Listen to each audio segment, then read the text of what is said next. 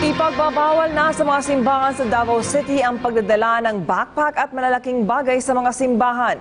Ito'y kasunod ng nangyaring pagsabog sa isang mosque sa Zamboanga City.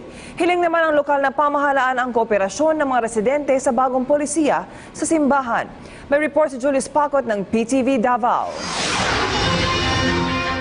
Ilang araw matapos ang nangyaring pamumomba sa Our Lady of Mount Carmel Cathedral sa Hulo, Sulu na ikinamatay ng mahigit 20 katao, ipinag-utos ngayon ng lokal na pamahalaan ang pagbabawal na pagdala ng backpack sa mga simbahan ng syudad.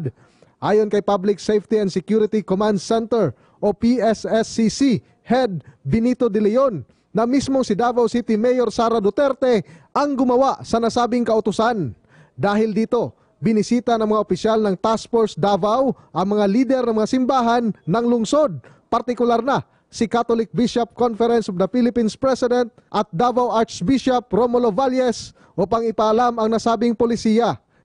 Actually, instruction niya ni Mayora to seek the approval of the Archbishop of Davao regarding yung proposed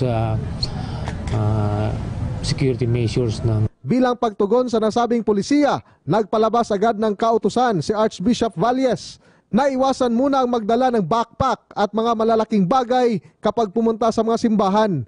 Nananawagan naman ng kooperasyon ang Davao City Police Office sa mga Davaoenyo na sundin ang nasabing polisiya. Sa pagkakaroon, dili pa man nato, wala pa kayo, ang information dissemination dili pa kayo ko. So, most probably na pa yung magdalaw mga backpack na.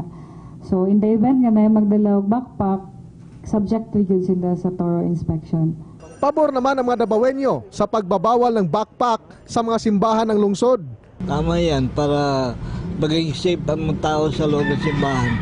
Sa ako, uyon kay kuana, kay para safety kayo.